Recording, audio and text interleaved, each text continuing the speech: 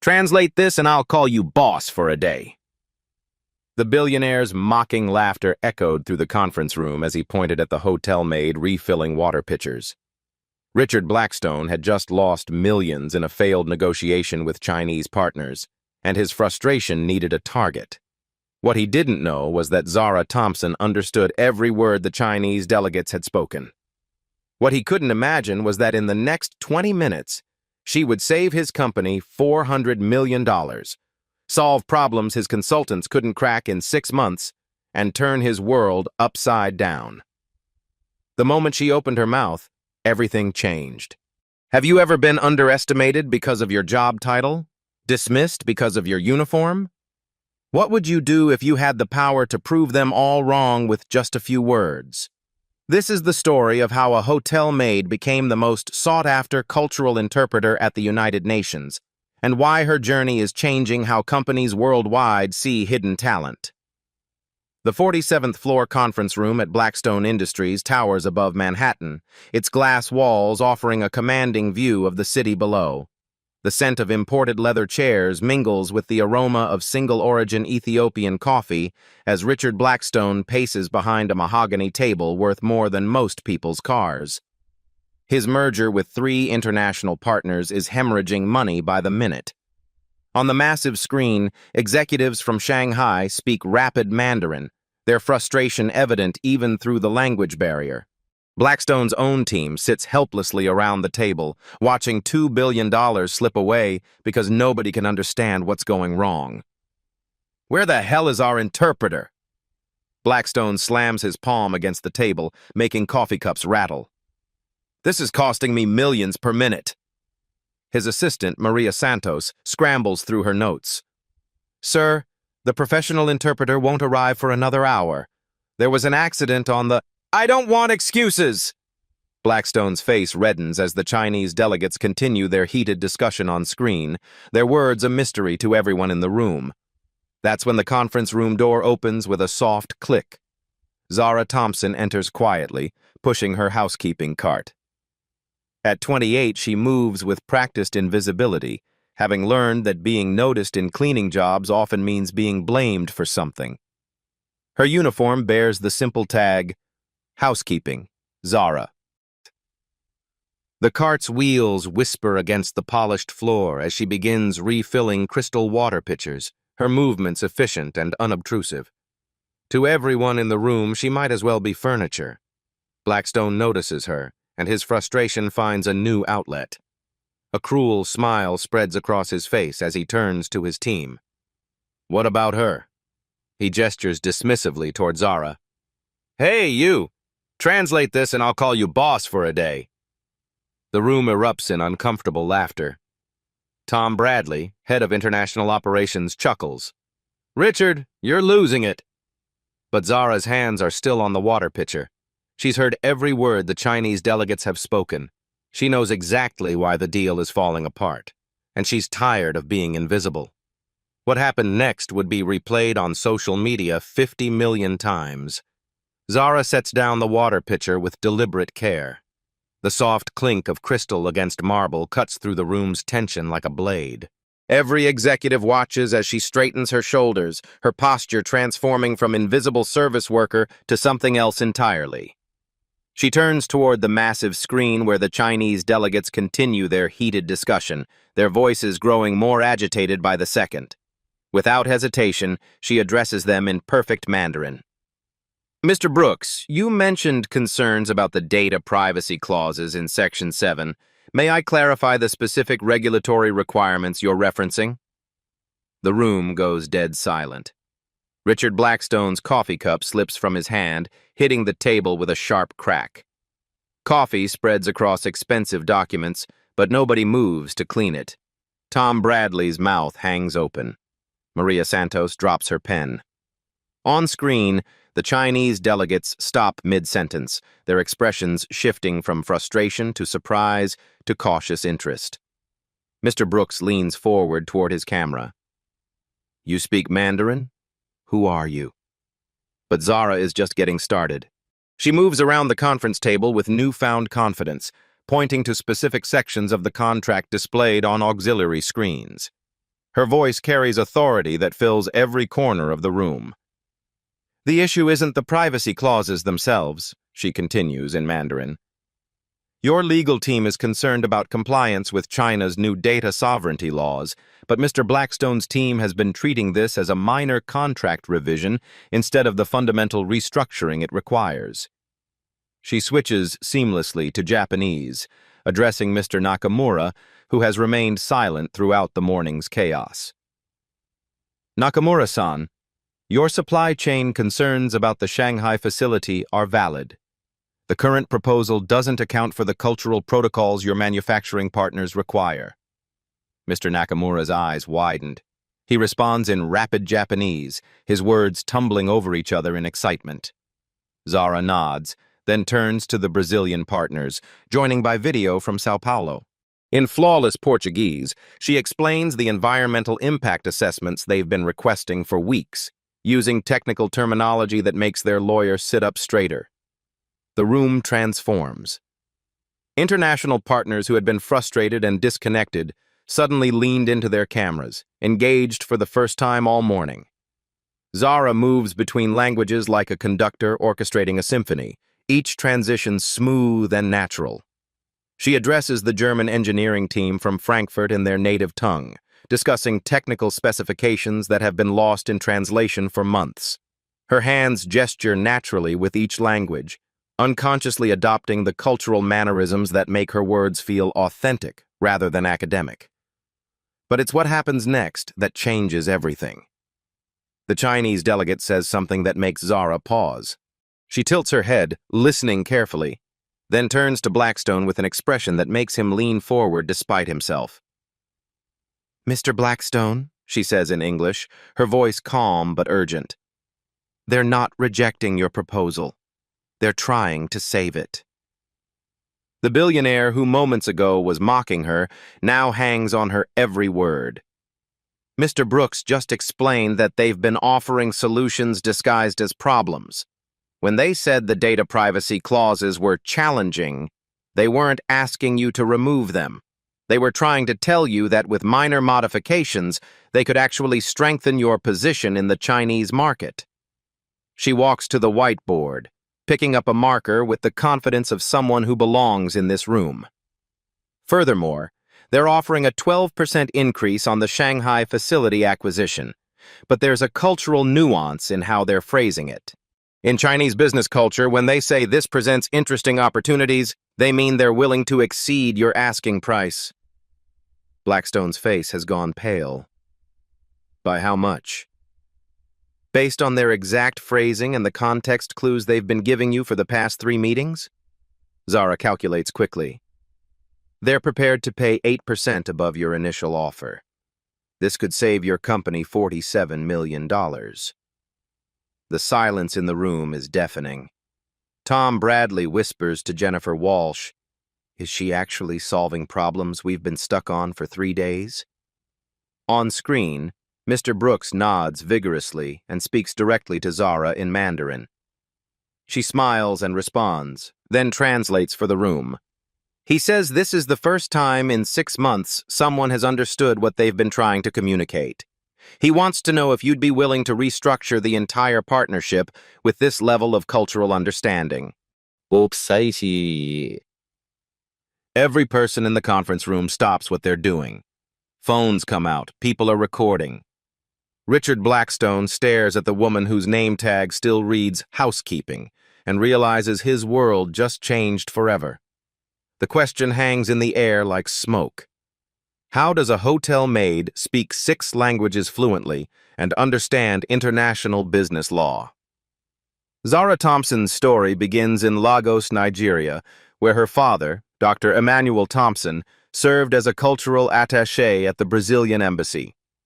Her childhood was a symphony of languages: Portuguese at breakfast with her mother Ana, a former teacher from Sao Paulo, Yoruba, with the household staff, English in diplomatic meetings her father sometimes brought home, and French during evening lessons when visiting dignitaries stopped by.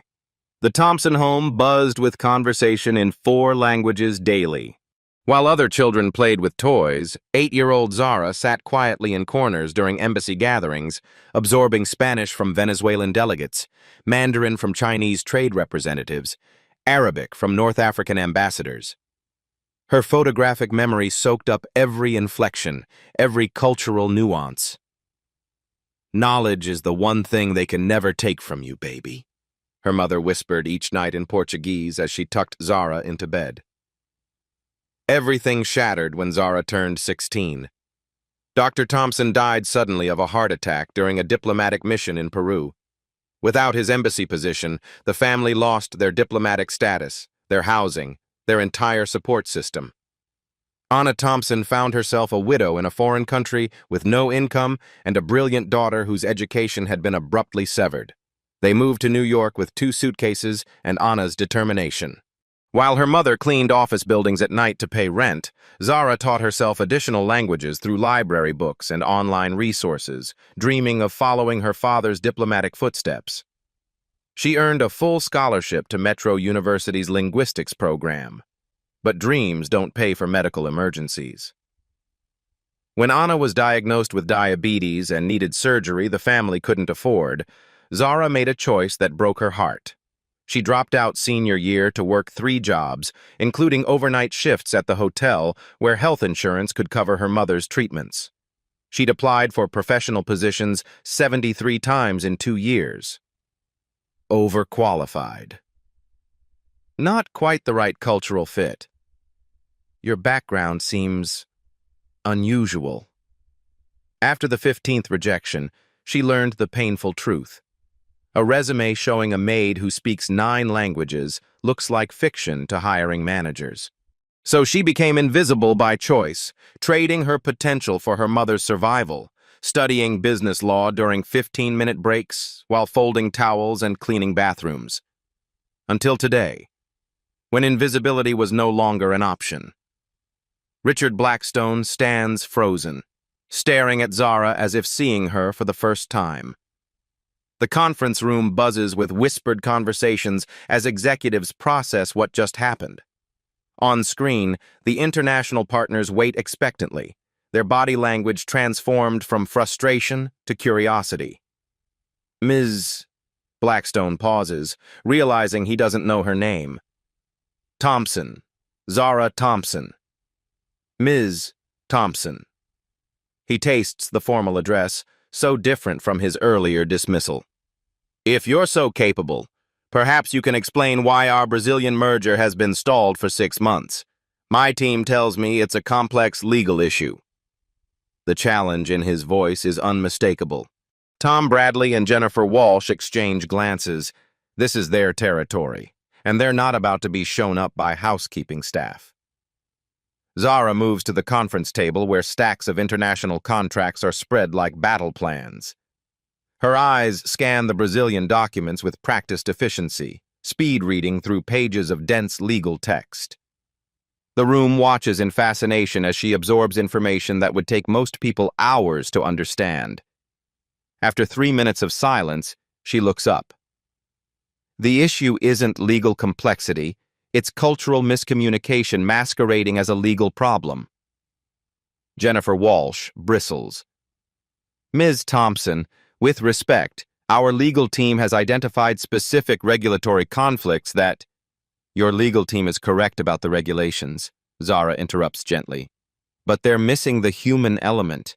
The Brazilian team isn't stalling because of legal concerns. They're stalling because they feel culturally dismissed."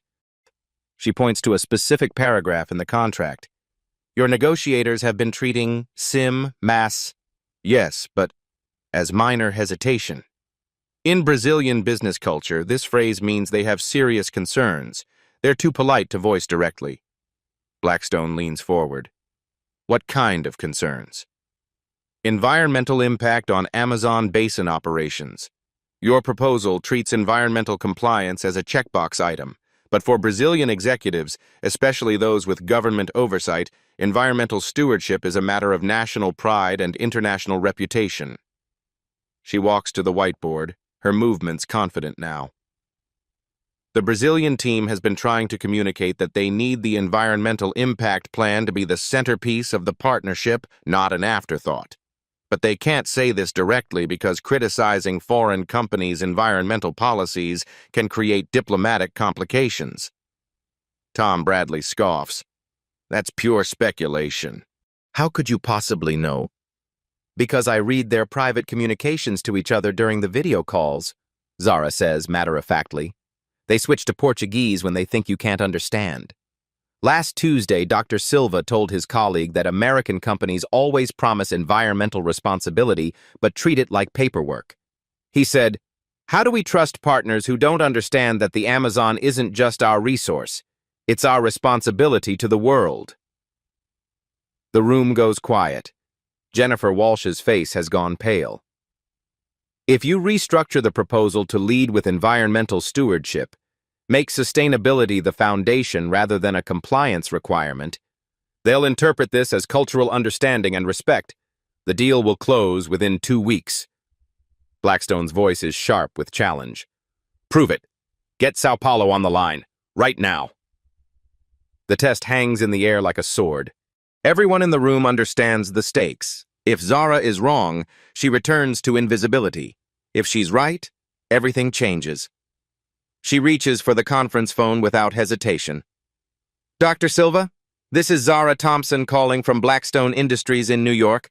I understand you have concerns about our Amazon basin proposal that haven't been fully addressed. What happens next will determine whether a hotel maid becomes a game changer or returns to being furniture. The 20-minute call with Sao Paulo ends with handshakes through the screen and promises to finalize the restructured environmental partnership by Friday. As Zara hangs up the phone, the Brazilian merger that has been stalled for 6 months suddenly has new life, worth $180 million in potential revenue. But not everyone in the room is celebrating. Jennifer Walsh, Blackstone's head of international operations, clears her throat with the authority of 15 years at Harvard Business School and another 15 climbing corporate ladders. Richard, with all due respect, we can't just... We have protocols, background checks, security clearances. Her voice carries the measured tone of someone accustomed to being the smartest person in the room, and her words land like carefully placed obstacles. I mean, she works in housekeeping. Walsh's pause before the job title is subtle but unmistakable. We don't know her educational background, her professional history, her affiliations. Tom Bradley, sensing an opportunity to align with Walsh's obvious discomfort, leans forward. It's highly irregular, Richard. What would our partners think? Our shareholders? We have image considerations to maintain. The coded language hangs in the air like a fog. Image considerations, professional history, affiliations. Each phrase is a polite way of expressing doubt that has nothing to do with Zara's demonstrated abilities. Maria Santos, Blackstone's young assistant, slides a business card across the table to Zara while the executives debate her future as if she's not in the room. I looked you up during the call, Maria whispers. Dean's List at Metro University before you had to leave. Your international business professors are still using your papers as examples. But Walsh isn't finished. I'm sure she's very articulate, but speaking languages and understanding complex international business strategy are completely different skill sets. We're talking about billion-dollar decisions. The condescension in articulate makes Maria wince, but Zara's expression remains calm, professional. Bradley decides to test his theory. Why don't we have her explain the Japanese automotive partnership terms? That should clarify whether this is genuine expertise or just linguistic talent. He slides a thick folder across the mahogany table with the confidence of someone setting a trap. The Japanese automotive contract has been Blackstone Industries' most complex negotiation, involving cultural protocols that have frustrated their consulting teams for 8 months. Zara accepts the folder without defensiveness or eagerness. She reads in complete silence while 6 executives watch, some hopeful, others clearly expecting her to fail.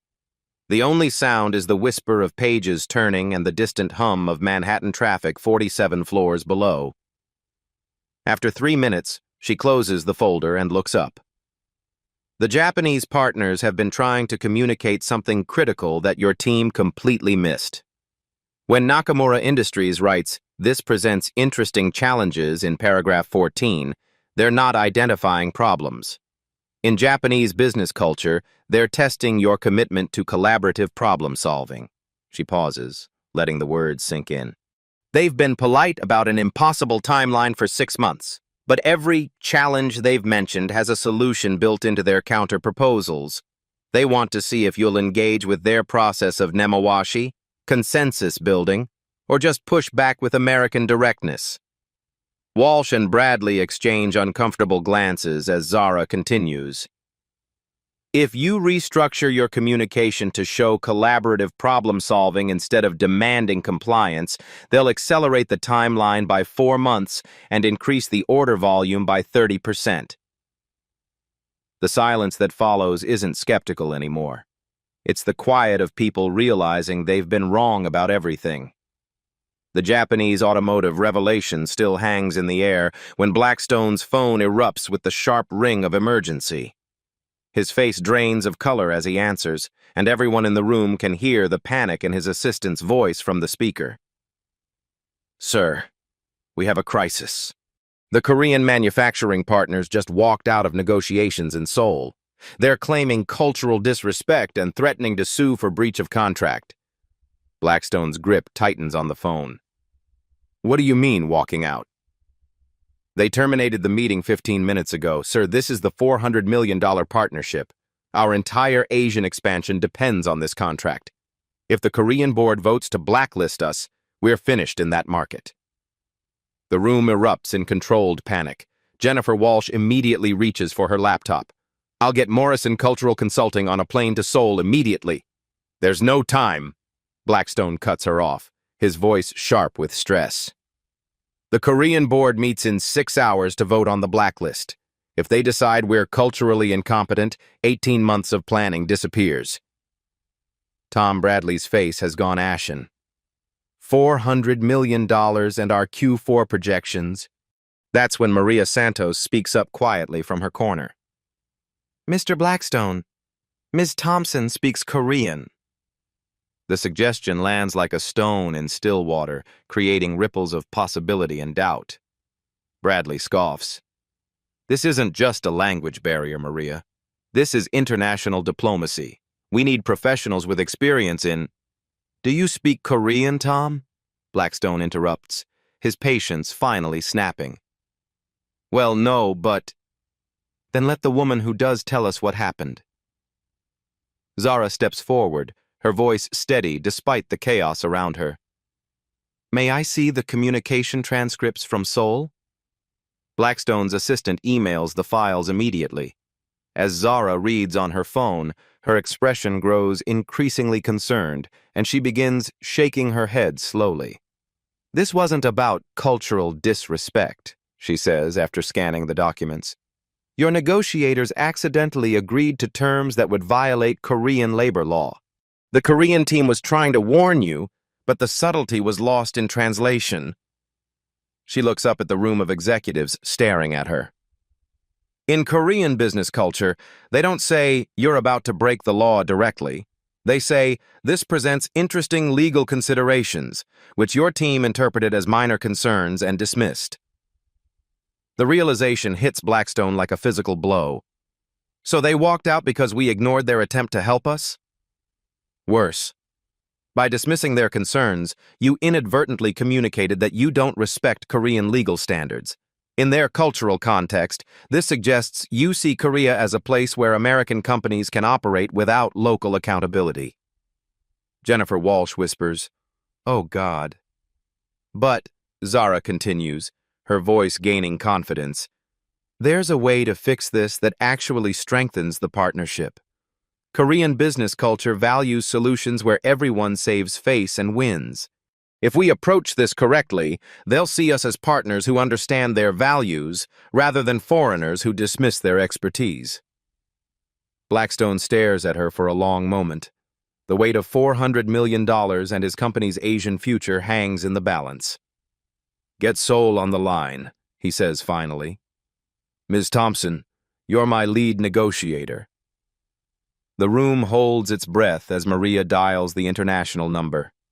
When the Korean executives appear on screen, their faces are stone cold, professional courtesy barely masking their anger. Zara steps in front of the camera, bows slightly in the traditional Korean greeting, and begins speaking in fluent Korean with the appropriate formal honorifics.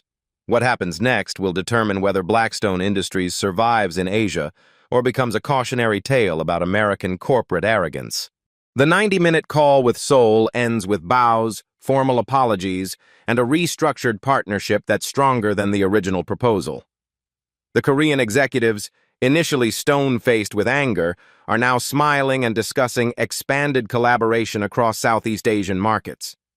Zara has not only saved the $400 million deal, but opened doors to territories Blackstone never considered. As the screen goes dark, the conference room falls into stunned silence. Then the double doors swing open without warning. Victoria Sterling enters like a force of nature. At 65, she commands attention without effort. Silver hair pulled into an elegant chignon, steel gray eyes that have stared down Fortune 500 boards for 4 decades. She's Blackstone's mentor, largest investor, and the woman who built Sterling International into a $12 billion empire. "I've been watching from the observation room," she announces, her voice carrying the authority of someone accustomed to being heard. "Richard, in 40 years of international business, I've seen brilliant negotiations, catastrophic failures, and everything between." She walks directly to where Zara stands, still holding the Korean contract documents. "What I just witnessed was the kind of cultural intelligence that companies pay millions to consultants for, and most of them get it wrong." Sterling's presence fills the room. Even Jennifer Walsh and Tom Bradley sit straighter, recognizing true power when they see it.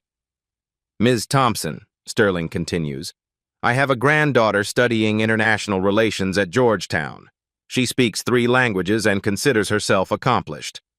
You just conducted trilingual crisis management while maintaining cultural sensitivity protocols I've seen career diplomats struggle with." She pulls out a chair and sits down, a clear signal she's not leaving. "Richard, in 30 minutes, this young woman saved you more money than your international consulting team has generated all year. More importantly, she did it with integrity and cultural respect that builds partnerships instead of just closing deals." The validation hits the room like thunder. This isn't just any endorsement. Victoria Sterling's opinion can make or break careers, launch companies, or sink stock prices. "Ms. Thompson, I understand you've been working housekeeping while attending night school?" "Yes, ma'am. Business administration with focus on international trade law." Sterling nods approvingly. "Night school while working full-time, supporting family, and maintaining this level of linguistic expertise? That's not just intelligence. That's character." She turns to address the subtle resistance still lingering in the room. "I built Sterling International by recognizing talent wherever I found it. Boardrooms, factory floors, customer service desks. The companies that survive the next decade will be those that see potential instead of position." Her gray eyes fix on Zara with laser focus. "What would you need to serve as Richard's international cultural consultant while completing your degree?" The question hangs in the air like a bridge between 2 worlds. Zara straightens, meeting Sterling's gaze with quiet confidence. "I'd need a clear scope of responsibilities, market rate compensation, and flexibility for my studies. I'd also want to understand the growth trajectory, where this could lead long-term." Sterling's face breaks into the first smile anyone has seen from her today. She's negotiating her position. Good. Never trust someone who doesn't value their own worth. The transformation in the room is electric. This isn't charity or pity. It's recognition of value by someone whose judgment shapes industries. After Victoria Sterling leaves with promises to discuss partnership structures, the conference room settles into unexpected silence. The adrenaline of crisis management fades, leaving behind the weight of what just happened. Zara begins collecting her housekeeping supplies, muscle memory taking over as she assumes the meeting has ended. Ms. Thompson. Blackstone's voice is softer now, stripped of its earlier arrogance. Wait. She pauses, one hand on her cart handle. Why didn't you ever apply for positions that matched your abilities? The question hits deeper than any negotiation strategy. Zara's professional mask slips slightly, revealing something vulnerable underneath. I did, Mr. Blackstone. 73 applications over 2 years. The number hangs in the air like an accusation. Most companies never responded. Those that did... She pauses, choosing her words carefully. They said I was overqualified or not quite the right cultural fit for their organizations. Maria Santos speaks up quietly from her corner. I had the same problem after college. I kept getting told I didn't have the right background for business roles. Zara nods, recognition passing between them. After the 15th rejection, I realized my resume looked like fiction to hiring managers. A hotel maid who speaks 9 languages? They thought I was lying. So you took this job because... Blackstone trails off, understanding dawning on his face. Because invisible work pays bills. And because my mother needed surgery that insurance here could cover. Her voice catches slightly on the word mother, the first crack in her composed facade. She raised me to believe education was the key to everything. But she also taught me that pride doesn't pay for chemotherapy. The vulnerability in her admission transforms the room's energy. These aren't negotiations anymore. This is human truth. Blackstone sits quietly for a long moment, staring at his hands. When he speaks, his voice carries unexpected weight. My grandmother cleaned office buildings in Chicago while raising 5 kids alone. She spoke Polish, English, and broken Italian. Never got recognition for anything except showing up on time. He looks up at Zara. She used to tell me, Richard, smart comes in all colors and all jobs. Don't be the kind of man who only sees the uniform. The admission costs him something visible. I became exactly the kind of man she warned me about. Zara meets his eyes directly. It's not too late to change that, Mr. Blackstone. You're right. He straightens, decisions crystallizing in his voice. And it starts here, with you. He turns to Maria. Cancel my afternoon meetings. I want to understand how many people like Ms. Thompson we're missing because we're looking at uniforms instead of capabilities. Jennifer Walsh unexpectedly speaks up. I'd like to be part of that conversation. I think we've been blind to a lot. The moment feels like a door opening to something larger than any of them initially imagined. 48 hours later, Blackstone's phone rings with the kind of call that changes everything. The voice on the other end belongs to Dr. Rebecca Martinez, Director of International Relations for the United Nations Cultural Preservation Summit. Richard, we have an emergency. Our senior interpreter for tomorrow's Indigenous Languages panel just had a family crisis. Her mother was hospitalized in Barcelona. We need someone who can handle Quechua, Mandarin, Portuguese, and English while understanding Indigenous rights law. Blackstone's hand tightens on the phone. Dr. Martinez, this isn't just business for us. If we can facilitate this panel successfully, it positions Sterling International as the ethical choice for cultural development projects worldwide. We're talking about potential access to a $2 billion sustainable development market. I understand the stakes, Richard. But finding a qualified interpreter who understands both the linguistic complexity and the legal nuances, with 12 hours notice, it's impossible. Across his temporary office, Zara looks up from reviewing international mining contracts. She's been working as his cultural consultant for 2 days, already saving the company millions through better communication with overseas partners. Dr. Martinez, Blackstone says slowly, what if I told you we might have someone? He covers the phone and turns to Zara. Do you speak Quechua? Yes. Her answer is immediate and confident. My mother worked with Doctors Without Borders in Peru when I was 15. I lived with a Quechua-speaking family in Cusco for 8 months while she treated patients in rural clinics. This isn't just a translation, Ms. Thompson. The panel involves indigenous land rights, international treaty law, and cultural preservation protocols. The United Nations, world leaders, international media. Zara sets down her contract review and meets his eyes. I spent last summer auditing international law courses online. Indigenous rights were my primary focus. Are you telling me you're prepared for this level of pressure? Mr. Blackstone, I've been preparing for this my entire life. The confidence in her voice makes his decision. Dr. Martinez, we'll be there. The next morning, United Nations headquarters rises before them like a monument to international cooperation. As their taxi pulls up to the iconic building, Zara stares through the window at delegates from dozens of countries streaming through the entrance.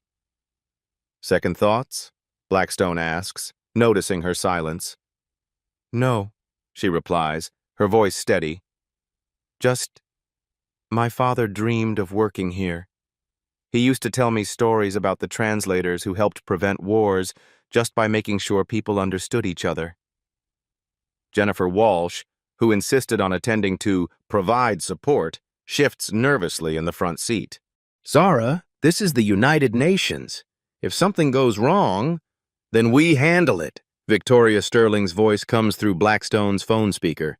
She's joining a video conference from London. Fortune favors the bold, Jennifer. I'd rather bet on exceptional talent than mediocrity with perfect credentials. Inside the main assembly hall, Zara's breath catches. Delegates from 12 countries fill the semicircular seating arrangement. Television cameras from international networks line the walls. The interpretation booths overlook the floor like glass towers, each one equipped with sophisticated audio equipment that will carry her words to world leaders. Dr. Elena Vargas, the Peruvian indigenous rights advocate, stands at the main podium. Her weathered hands grip the microphone as she begins speaking in Quechua about sacred land preservation, her voice carrying the weight of generations. In the interpretation booth, Zara closes her eyes for a moment, centering herself. When she opens them, her voice flows through the audio system with crystal clarity, not just translating words, but conveying the emotional and cultural meaning behind them.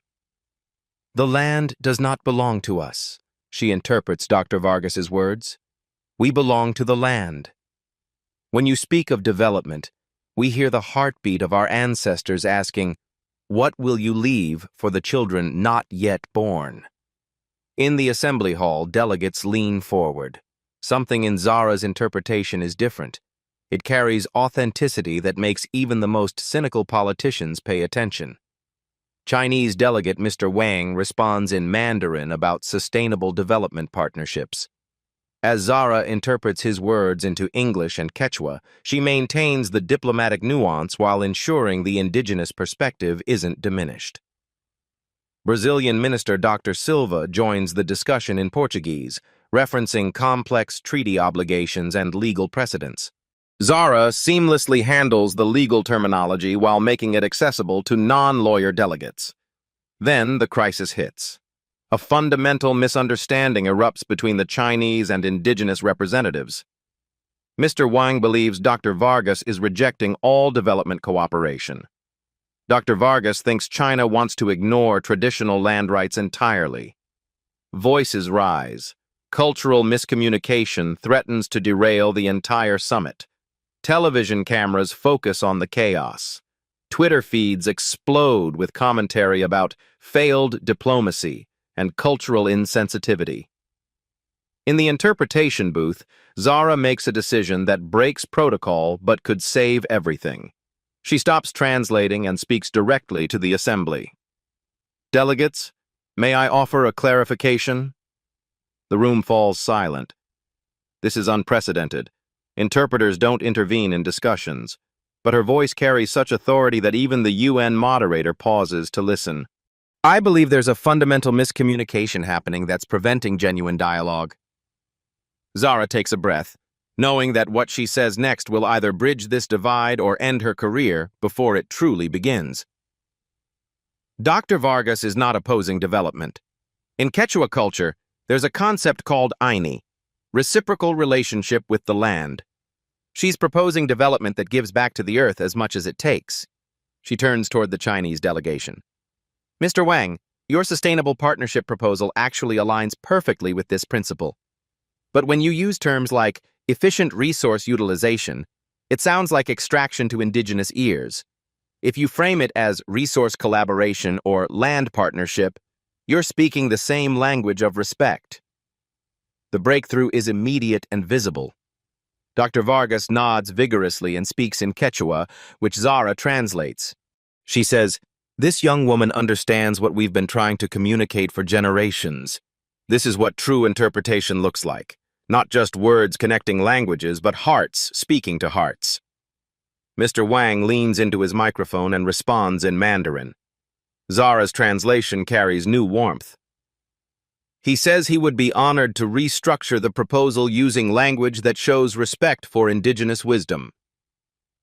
What follows is the most productive indigenous rights discussion in United Nations history.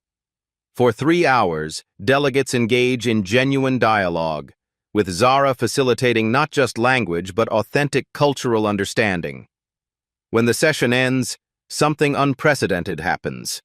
The entire assembly gives her a standing ovation. 3 days after the UN summit, Blackstone's office receives a call that changes everything. The voice belongs to Secretary General Antonio Guterres himself. "Mr. Blackstone, we would like to offer Ms. Thompson a permanent position as Senior Cultural Interpreter for Indigenous Rights. This would include diplomatic status and represent the first time we've created such a role for someone under 30. The offer hangs in the air like a golden bridge to everything Zara has ever dreamed of. Blackstone stares across his desk at her, realizing he's about to lose the most valuable asset his company has ever discovered. "This is it," he says quietly. "This is exactly what you've been working toward your entire life." But Zara surprises him. "Mr. Blackstone, what if it doesn't have to be either or? What if we could create something that's never existed before?"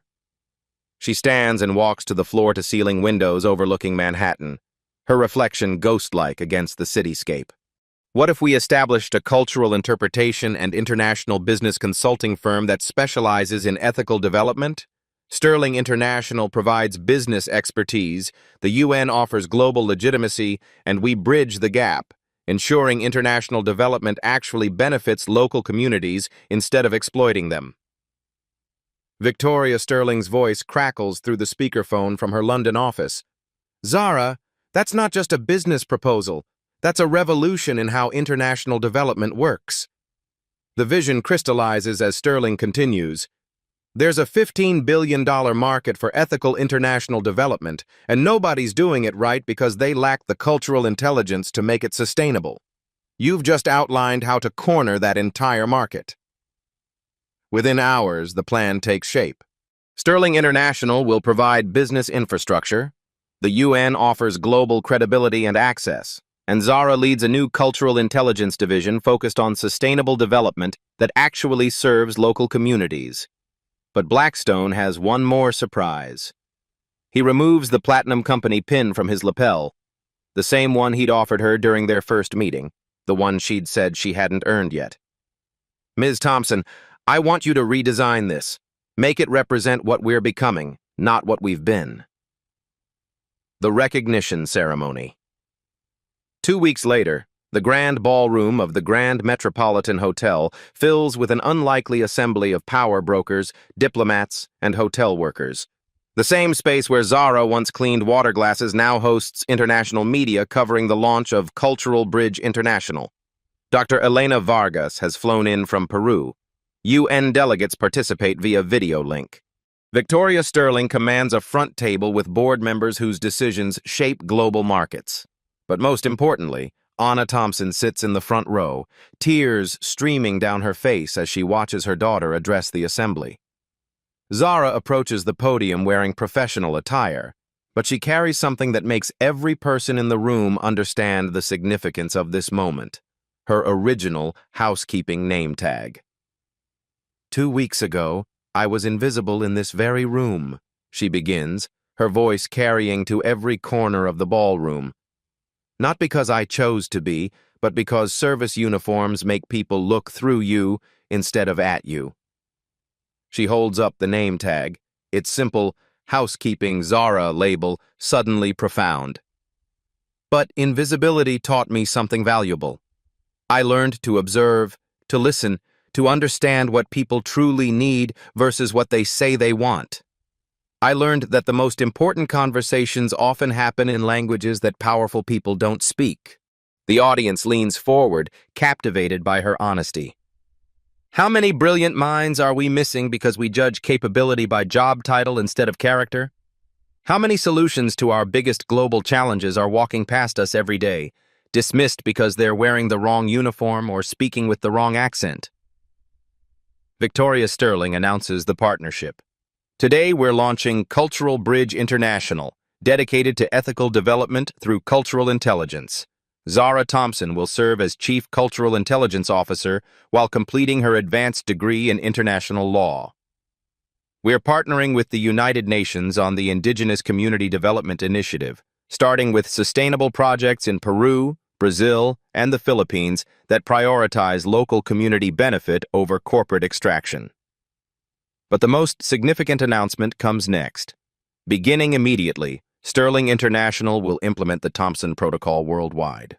Every service worker in our partner organizations will receive skills assessment and career development opportunities. Blackstone takes the podium, his transformation from the man who mocked Zara evident to everyone present. We're not just changing our company. We're creating a model for corporations worldwide to recognize and develop overlooked talent. The Thompson Protocol will be open source, available free to any organization that wants to identify hidden potential in their workforce. The personal moment arrives when Anna Thompson is invited to speak. In accented English, then flowing Portuguese, she addresses the ballroom. I cleaned offices so my daughter could have books. I worked night shifts so she could attend classes. I never imagined those books would one day change how the world sees people like us. Her voice breaks with emotion. Today, my daughter proved that brilliance has no uniform, no accent, no social class. It just needs recognition and opportunity. The standing ovation lasts 3 full minutes. International reporters live stream the ceremony. Thompson Protocol and Visible Value trend globally on social media. Dr. Elena Vargas speaks via video link from the UN. In Quechua, we say, the brightest stars shine from the darkest places. Zara Thompson has shown us that extraordinary talent exists everywhere. In hotel rooms and assembly halls, in service corridors and corporate boardrooms. We just need to learn how to see it. The symbolic moment comes when Zara removes Blackstone's original company pin and places it in a small frame on the podium. This represents the moment when someone chooses to see potential instead of position. I'm keeping it to remember that transformation is always possible for individuals and institutions. She holds up a new badge, one she designed herself, featuring interconnected circles representing different cultures united in common purpose. But this represents where we're going. Not just me, but everyone whose talents have been overlooked because society taught us to judge books by their covers. The ceremony concludes with announcements that Cultural Bridge International has already received requests from 12 countries for ethical development consulting, and that 47 major corporations want to implement the Thompson Protocol for identifying hidden talent in their workforces. But the most powerful moment comes when hotel staff members, Zara's former colleagues, line up to congratulate her. Among them is Carmen Rodriguez, a young housekeeper who shyly approaches the podium. Ms. Thompson, Carmen says in accented English, I speak 4 languages too. Could you help me understand how to use them? Zara's response carries the weight of everything she's learned. Carmen, your languages aren't just skills. They're bridges to opportunities you can't even imagine yet. Let's build those bridges together. The transformation is complete. From invisible worker to global changemaker, from dismissal to recognition, from individual success to systemic change that will impact millions of overlooked talents worldwide. 6 months later, the transformation is undeniable. Cultural Bridge International has facilitated 18 successful ethical development projects across 4 continents. The Thompson Protocol has been adopted by over 400 companies worldwide, leading to 1,847 service workers being promoted to professional roles based on hidden talents that were always there, waiting to be recognized. Zara Thompson graduates summa cum laude with her MBA while serving as Chief Cultural Intelligence Officer. Her thesis, Economic Development Through Cultural Preservation, a new model for international business ethics, is being translated into 12 languages and used as curriculum at business schools worldwide. The personal victories matter just as much as the professional ones. Anna Thompson's medical treatments are fully covered. Her diabetes managed through the best healthcare Zara's success can provide. More importantly, Anna now teaches Portuguese to immigrant families at the community center, using the same gift for languages that her daughter inherited. But the story's most powerful moment happens on an ordinary Tuesday when Zara returns to the Grand Metropolitan Hotel for a Sterling International Board meeting. She walks through the same marble lobby where she once pushed housekeeping carts, past the conference room where everything changed. As she waits for the elevator, Carmen Rodriguez approaches with nervous excitement. "Ms. Thompson, I got accepted to the UN Cultural Interpreter Program. I start training next month." Carmen's transformation from invisible housekeeper to future diplomat represents thousands of similar stories worldwide, the ripple effect of recognizing one person's potential. "Tell me what you've learned," Zara says, sitting down in the lobby where powerful people conduct million-dollar deals. "That my languages were never just about cleaning rooms or taking orders," Carmen replies, her confidence growing with each word. "They were always about connecting people, solving problems, and building bridges between worlds." This moment encapsulates everything that's changed, not just individual success, but a fundamental shift in how society recognizes and develops human potential. The statistics tell part of the story. Over 2,100 invisible workers have been promoted to professional roles through the Thompson Protocol. Cultural Bridge International has generated $5.8 billion in sustainable development while preserving cultural heritage sites and improving local economies in 17 countries. But the human stories matter more. Maria Santos now leads diversity initiatives for Sterling International's global operations. A maintenance worker in Bangkok discovered his engineering expertise and now designs sustainable infrastructure for rural communities. A restaurant server in Sao Paulo who spoke 6 languages became Brazil's youngest UN cultural liaison. The recognition continues. Zara receives the UN's Cultural Bridge Award, making her the youngest recipient in the organization's history. More importantly, she's invited to address the World Economic Forum on hidden human capital, the trillion-dollar talent pool we're missing. Yet the most meaningful moment comes during a quiet evening when Zara sits in her office, looking at 2 items on her desk, her original housekeeping name tag and a photo of her father in his diplomat uniform. "Knowledge is power," she whispers in Portuguese, remembering her mother's nightly words. But she's learned something deeper. Recognition is liberation. The transformation extends beyond individual success to systemic change. Corporations worldwide are realizing that their greatest untapped resource isn't technology or capital. It's the human potential they walk past every day without seeing. The call to action isn't complicated, but it's urgent. Right now, someone extraordinary is serving your coffee. Someone brilliant is cleaning your office building. Someone with world-changing insights is checking you out at the grocery store or delivering your packages. The question isn't whether they exist. They do, by the millions. The question is whether you'll see them. This week, have a real conversation with someone whose job is to serve you. Learn their name. Ask about their background, their interests, their dreams.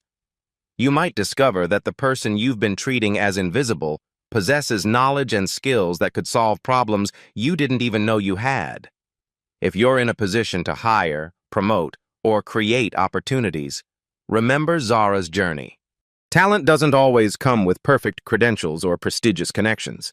Sometimes it comes with calloused hands, accented English, and dreams bigger than current circumstances. The Thompson Protocol isn't just a corporate program. It's a mindset shift. It's choosing to see potential instead of position, capability instead of credentials, character instead of classification. If this story moved you, if you believe that everyone deserves to be seen for their true potential, hit that like button right now. Your like tells YouTube that stories about recognizing hidden talent matter. Share this video with someone who needs to hear it. Maybe someone who's been underestimated, or someone in a position to recognize overlooked talent in others. Every share could be the moment that changes someone's life. Subscribe to Black Soul Stories and ring that notification bell because we're building a community of people who see potential everywhere. Brilliance doesn't announce itself with fancy degrees or corner offices. It waits quietly in break rooms and service corridors, speaking languages we don't understand, solving problems we don't see, dreaming dreams we've never imagined. Be the person who recognizes it. Be the one who sees potential instead of position. Be the change that gives someone else their moment to shine.